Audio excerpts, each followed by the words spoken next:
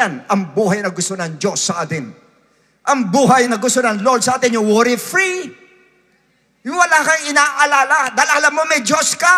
Alam mo may Diyos ka nga alalay sa'yo. May Diyos ka tutulong sa'yo. Yun ang gusto ng Lord.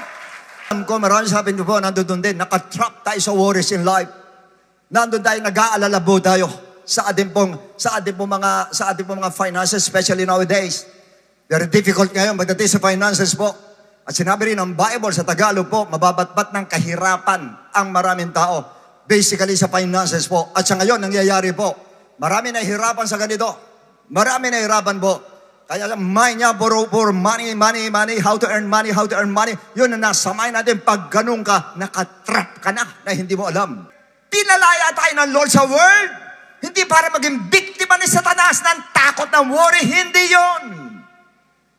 Tayo po'y pinalaya ng Lord para mawala ang takot sa'yo, mawala ang worry sa'yo. Lumakas ka, tumapang ka, tumatag ka, at lumaban ka sa problema mo. Matapang ka humarap sa problema. Matapang ka humarap sa katotohanan. Yun ang tapang na gusto ng ating Lord.